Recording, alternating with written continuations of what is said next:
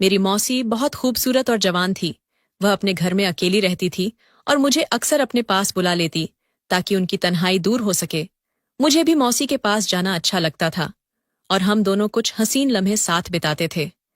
एक दिन मौसी ने मुझे अपने घर बुलाया। मैं खुशी खुशी मौसी के घर चला गया। जब मैं वहां पहुंचा तो मौसी वॉशरूम से नहाकर बाहर आ रही थी। जैसे ही मैंने मौसी को देखा, मेरे होश उड़ गए। मौसी वाकई में बहुत खूबसूरत और जवान थी। ऐसा बिल्कुल नहीं लगता था कि वह एक शादीशुदा औरत है। उस वक्त मैं अपने मौसा नितेश से मिला और नमस्कार किया। मेरे मम्मी पापा दोनों शहर जा रहे थे। मौसा ने पापा से मिलने के दौरान कहा कि राहुल को हमारे घर छोड़ जाएं। पापा ने बहुत मना किया कि अब राहुल बड़ा हो गया है और अपना ख्याल रख सकता है, लेकिन मौसा नहीं माने। मौसा ने पापा को राजी कर लिया और मेरी दिल की ख्वाहिश पूरी हो गई। मेरे पास हमारे पुराने घर की चाबी थी जो खाली पड़ा हुआ था और मैं उसे अपने मकसद के लिए भरपूर इस्तेमाल करता था। मौसी की शादी मेरे मौसा से लगभग 4 साल पहले हुई थी। उस वक्त मैं 14 साल का था। तब भी मौसी को देखकर मुझे बहुत अच्छा लगता था, क्योंकि वह न सिर्फ खूबसूरत थी बल्कि धीमे लहजे वाली और भरपूर जिस्म की मालकिन थी। मौसा और मौसी की जोड़ी मिसाल थी। शादी के बाद मौसी का बदन और भी दिलकश हो गया था। खूबसूरत तो वह पहले से ही थी, लेकिन अब उनका हर हिस्सा अपनी तरफ खींचता हुआ महसूस होता था। एक दिन मौसी घर की सफाई कर रही थी और मैं टीवी देख रहा था। मौसी ने मुझसे पूछा, राहुल बेटा, आजकल कॉलेज नहीं जाना क्या? मैंने दिल ही दिल में मौसी को बेटा बुलाने पर बुरा मानते हुए कहा, नहीं मौसी, सेमेस्टर खत्म हो गया है, इसलिए 2 महीने की छुट्टियां हैं। मौसी ने सर हिलाया और झुककर मेज पर कपड़ा मारने लगी। मुझे समझ नहीं आ रहा था कि क्या करूं और क्या ना करूं। 3 दिन गुजर चुके थे। मुझे मौसी के घर आए हुए अभी कुछ ही दिन हुए थे। रात के खाने पर मौसा ने मौसी और मुझसे कहा कि उन्हें 25 दिन के लिए शहर जाना है।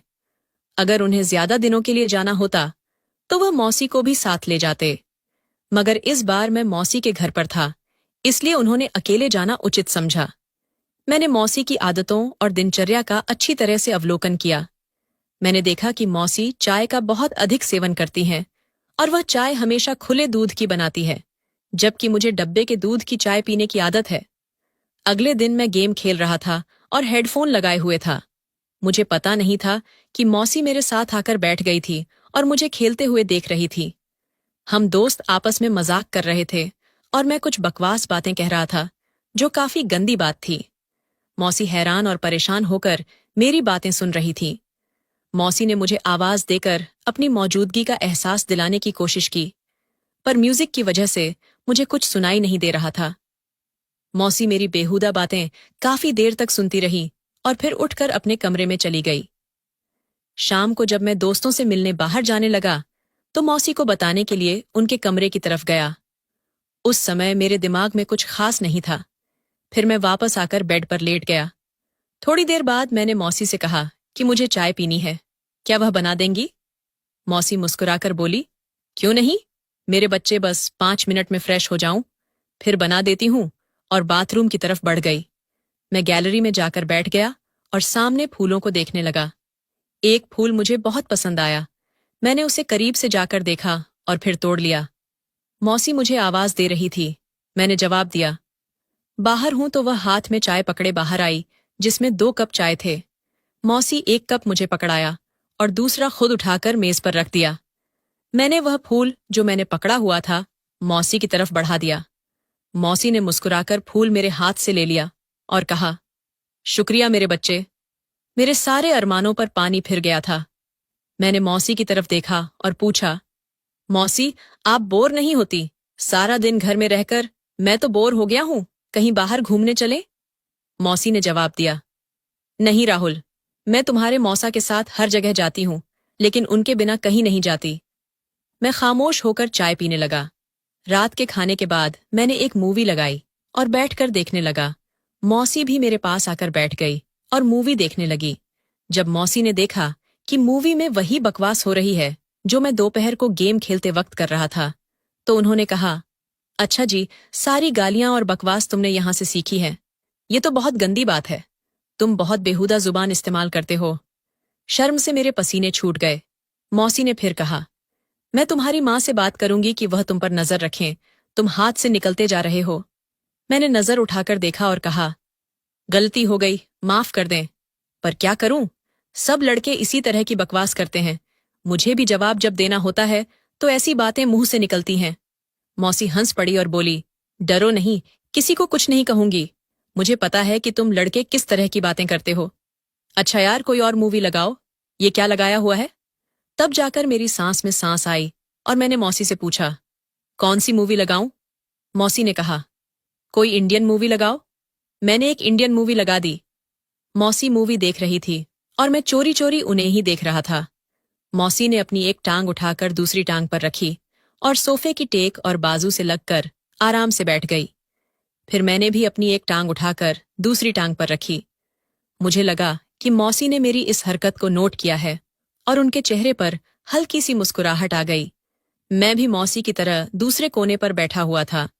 फिर मौसी ने मुस्कुराते हुए अपनी पोजीशन सही की और मैंने भी सही होकर बैठने में ही बेहतर समझी। मौसी हंस पड़ी और बोली, राहुल मेरी नकल उतार रहे हो? मैंने उनकी तरफ देखा और सर हिलाया तो उन्होंने मजा किया। गुस्से से कहा, क्यों मुझे तंग करना चाह रहे हो? मैंने लापरवाही से कहा, हाँ थोड़ा सा। और फिर हंस पड़ी। मौसी बोली, क्यों? मैंने फौरन कहा, यार इतने दिन हो गए हैं, न किसी की डांट खाए और ऊपर से आप इंतहा बोर हैं। मौसी के माथे पर बल पड़े और मौसी ने कहा, राहुल क्या मैं वाकई में बोर हूं? मैंने कहा, पता नहीं मेरा क्या बनेगा। अकेले रहकर मौसी ने मुस्कुराते हुए कहा, तुझे मार खानी है तो मैं लगा देती हूं। वह मुझे कोई मासूम सा शरारती बच्चा समझ रही थी और ये बात मेरे फायदे में थी। इसी तरह की फजूल बातें करते करते मौसी मुझसे काफी फ्रैंक हो गई। रात के 10 बजे मौसी के मोबाइल पर मौसा का फोन आ गया। मौसी उठकर अपने कमरे की तरफ चल पड़ी। मैं थोड़ी देर मूवी देखी, फिर टीवी बंद किया और अपने कमरे की तरफ जाने लगी। तभी मुझे मौसी के कमरे से उनकी आवाज आई, यार बहुत मिस कर रही हूं, आपको पता नहीं कैसे गुजरेंगे। ये दिन पता नहीं दूसरी तरफ से क्या कहा गया, मगर जो मौसी ने कहा वो मेरे लिए किसी सरप्राइज से कम नहीं था। सुबह मैं जल्दी उठा और फ्रेश होकर किचन की तरफ बढ़ गया। किचन में कोई नहीं था। मैंने मौसी के कमरे की तरफ जाकर देखा तो दरवाजा बंद था, यानी मौसी सो रही थी। मैंने किचन में जाकर अपने लिए चाय बनाई और फिर कुछ स्लाइस गर्म करके मेज पर बैठकर नाश्ता करने लगा। मैं नाश्ता कर रहा था, तभी मौसी के कमरे का दरवाजा खुला और वह बाहर निकली। मुझे देखकर थोड़ा सा शर्मिंदा होते हुए बोली, रात को नींद नहीं आई, बहुत देर से सोई, इसलिए सुबह जल्दी नहीं उठ सकी। मैंने मुस्कुराकर कहा, कोई बात नहीं, आपने नाश्ता करना है ना? चले आज आपका नाश्ता मैं बना देता हूं। मौसी बोली, तुम और नाश्ता? वाह क्या बात है। मैंने कहा, फ्रेश होकर आए, मैं नाश्ता बना देता हूं, फिर बात करेंगे। मौसी ने सर हिलाया और मुस्कुराती हुई दोबारा अपने कमरे में चली गई। मैंने पूछा, मौसी नाश्ते में क्या पसंद फरमाएंगे? मौसी ने कहा, जो भी बनाओ, मुझे पहले ही शर्म आ रही है। मैंने कहा, जैसे आपकी मर्जी, और मुड़कर किचन की तरफ जाने लगा। मौसी ने मुझे देखा और कुर्सी पर बैठ गई। मैं उनकी कुर्सी के पीछे गया और कहा, मौसी आपका नाश्ता और चाय तैयार है। मौसी मेरी तरफ देखकर मुस्कुरा रही थी। मौसी मेरे सर पर हाथ फेरा और मेरे बालों को खराब कर दिया। फिर कहा, वाह बहुत अक्लमंद हो। मैंने मौसी का हाथ पकड़ लिया जो मेरे सर पर था और कहा, यार मेरा स्टाइल खराब कर दिया। मौसी ने मेरे गाल पर हल्का सा थप्पड़ मारा और कहा, कुछ खराब नहीं हुआ, आराम से बैठो और नाश्ता करो। मौसी ने नाश्ता किया और फिर कहा, राहुल बहुत शुक्रिया, चलो पक्की दोस्ती करते हैं। आज बहुत दिनों बाद मैं इस तरह हंसी हूं और इतना अच्छा नाश्ता किया है, शुक्रिया। मैंने मूड बनाकर कहा, तो क्या हुआ, मैं आपका दोस्त नहीं हूं? मौसी ने मेरे गाल पर चुटकी काटी और कहा, दोस्त हो पर कच्चे वाले आज पक्के वाली दोस्ती कर लो। और मौसी दोनों हाथों को मेरे कानों की तरफ बढ़ाया तो मैंने दौड़ लगा दी। मौसी हंसते हुए मेरे पीछे दौड़ पड़ी और कहा, रुक लगाती हूं तुझे। मौसी रुक गई और मैं अपनी कमर पर हाथ रखकर सांस लेते हुए कहा, ठीक है। फिर वह सामने पड़ी कुर्सी पर बैठ गई।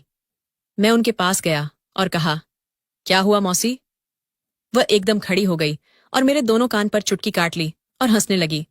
मैंने रोने वाली शक्ल बनाते हुए कहा, कोई प्यार की उम्मीद नहीं आपसे, आप तो बहुत बेरहम हो। मौसी ने हंसते हुए मुझे देखा और जहां मुझे छुटकी काटी थी वहां प्यार से सहलाते हुए कहा, यार सॉरी। मौसी मुझसे अलग हुई और कहा, अच्छा मैं कपड़े चेंज करके आती हूँ, मार्केट से कुछ सामान लाना है। मैंने कहा, ओके, मैं भी चेंज कर लूं, शायद कोई लड़की पसंद कर ले और मेरी भी मौज हो जाए। मौसी मुस्कुराते हुए एक थप्पड़ मेरी कमर पर मारा और कहा, बाज आ जाओ राहुल। मैंने हैरानी से कहा, किस चीज से बोली? अपनी तूफानी हरकतों से। मैंने कहा, यार जिंदगी में थोड़ा रंग भी होना चाहिए, वरना तो सारी उम्र आप मुझे किसी काम का नहीं छोड़े। मौसी को पहले मेरी बात की समझ नहीं लगी, मगर जब लगी तो अपने पांव से झूठी उतारते हुए कहने लगी, शर्म कर। मैं हंसता हुआ अपने कमरे में घुस गया। थोड़ी देर बाद मैं कमरे से बाहर आया और सोफे पर बैठकर टीवी देखने लगा। थोड़ी ही देर में मौसी भी बाहर आ गई। जब वह बाहर निकली तो मेरी सांसें थमस गई। लाल कमीज और जीन्स में मौसी को देखकर मैंने कहा, क्या इरादा है मैडम जी का? मौसी ने पहले अपने आप को देखा और फिर मुझे हैरानी से देखते हुए कहा, क्यों, क्या हुआ? मैंने दिल पर हाथ रखते हुए कहा, मैडम बाहर किसी को नहीं, आप किसी की मनकुआ है। मौसी मुस्कुराते हुए बोली, क्या बकवास कर रहे हो? जब उन्होंने मुझे चलने के लिए कहा तो मैंने मौसी की तरफ इशारा करते हुए कहा, माना कि आपके दीवाने शहर में 1000 होंगे, पर इतनी सुबह दुकान कौन खोलेगा? मौसी को अपनी गलती का एहसास हो गया और बोली, ठीक कह रहे हो। मैंने कहा, मैडम जब आप बाहर निकलती होंगी तो लोग आपको ही देखते होंगे ना, अपना काम कौन देखता होगा? मौसी मुस्कुराते हुए बोली, राहुल यार शर्म कर, मैं तेरी मौसी हूं। मैंने भी सिर झुकाकर कहा, ओके मौसी जान। वह हंस पड़ी और मेरे पास बैठते हुए बोली, बाज नहीं आओगे फ्लर्ट करने से? मैंने उनकी तरफ देखे बिना कहा, कौन बदकिस्मत आपसे फ्लर्ट करना चाहता है? मौसी मुस्कुराते हुए बोली, तौबा है यार। थोड़ी देर की खामोशी के बाद मौसी मेरे करीब आई और बोली, सच में तेरी कोई गर्लफ्रेंड नहीं है? मैंने मौसी की तरफ देखा और कहा, कोई आप जैसी मिली नहीं, वरना उसे गर्लफ्रेंड क्या अपनी लाइफ पार्टनर बना लेता, चाहे पापा से चित्रौली करवानी पड़ती। मौसी मुस्कुराते हुए बोली, मैं अच्छी लगती हूं आपको? मैंने फिर किसी मासूम आशिक की तरह सिर झुकाकर हल्के से कहा, बहुत ज्यादा। मौसी हंस पड़ी और बोली, तू बाज नहीं आएगा। फिर मौसी ने कहा, जरा दूध ले आओ, खत्म हो गया है। मैंने कहा, ठीक है, और मार्केट की तरफ चला गया। वापस आकर दूध के बर्तन को फ्रीजर में रखा और मौसी को बताने उनके कमरे में गया। पर सामने जो मंजर था वह पागल कर देने के लिए काफी था। मौसी शायद नहाकर निकली थी और ये वक्त कहर बरसा रहा था। मेरी हालत ऐसी हो गई कि टांगों में जान ही न रही।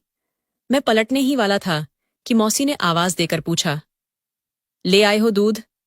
मेरे हलक से जैसे आवाज ही नहीं निकल रही थी। मैंने सर हिलाया तो मौसी आहिस्ता आहिस्ता कदमों से चलती हुई मेरी तरफ आई और मेरे चेहरे के नीचे हाथ रखकर पूछा, क्या हुआ? मैंने चेहरा ऊपर उठाया और उनकी आंखों में देखते हुए कहा, कुछ नहीं मौसी। मौसी ने मेरी आंखों में देखा और कहा, राहुल सच सच बताओ, मेरा इस तरह तुम्हारे सामने आना अच्छा है क्या? मैंने सर हिलाया और दोबारा सर झुकाकर कहा, अगर आपको लग रहा है कि मैं आपकी तरफ आकर्षित हो रहा हूं तो आप गलत हैं। माना कि आपका जिस्म आपकी मोहब्बत के इजहार का जरिया है, लेकिन यही सब कुछ नहीं है। मौसी ने एक लंबा सांस लिया और मुझे इस तरह देखा जैसे मैं दीवाना हूं। फिर मैंने दोबारा सर उठाया और कहा, पर मैं यह भी नहीं चाहता कि आप थोड़ी देर के लिए मुझे अपनाएं और फिर जिंदगी भर के लिए मुझे अपने दीदार से महरूम कर दें। मौसी के लिए यह बहुत नाजुक मसला था। फिर वह एक तरफ बेड पर बैठ गई और कहा, मेरे पास आओ, यहां बैठो।